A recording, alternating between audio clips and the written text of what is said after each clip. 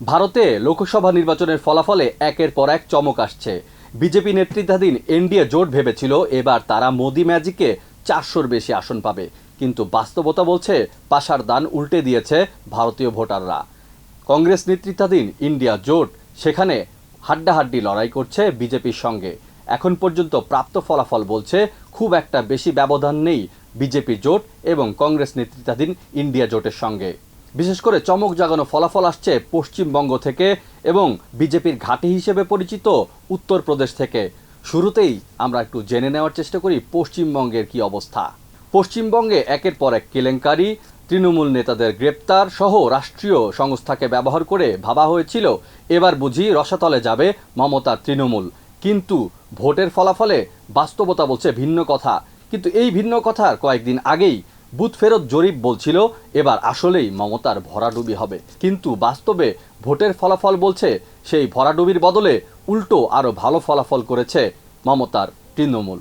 পশ্চিমবঙ্গে 42টি আসনের মধ্যে মমতার তৃণমূল এখন পর্যন্ত জিতে নিয়েছে 29টি আসন, যেখানে বিজেপি পেয়েছে 12টি আসন এবং একটি আসন পেয়েছে কংগ্রেস। এখানে মমতার জয় জয়কার চারদিকে, দেখাই যাচ্ছে সবুজ জোয়ারে যেন স্তিমিত হয়ে গেছে সেই গেরুয়া জোয়ার। 2019 সালের লোকসভা নির্বাচনের চেয়েও এবার ভালো করেছে তৃণমূল। ধারণা করা হয়েছিল মোদি ম্যাজিকে এবার বুঝি পশ্চিমবঙ্গে 7-8টি আসন বেশি পেয়ে তৃণমূলকে ছাড়িয়ে যাবে গেরুয়া শিবির, কিন্তু বাস্তবে সবুজের জয় জয়কার। ভোটকে কেন্দ্র করে এবার পশ্চিমবঙ্গে একের পর এক জনসভা করেন নরেন্দ্র মোদি। সেই মোদি ম্যাজিক আদতে কতটুকু কাজে আসবে তা দেখার অপেক্ষা ছিল জনতার, কিন্তু দেখা গেল সত্যিকার অর্থেই মমতার মহীরুহ হয়ে উঠেছে তৃণমূল কংগ্রেস। ভারতীয় গণমাধ্যমগুলো ভোটের পরপরই যে জরিপ প্রকাশ করেছিল সেখানে বলা হচ্ছিল মমতার ভরাডুবি নিশ্চিত, কিন্তু মমতা গণমাধ্যমের সেই জরিপগুলোকে নাকচ করে দিয়েছিলেন।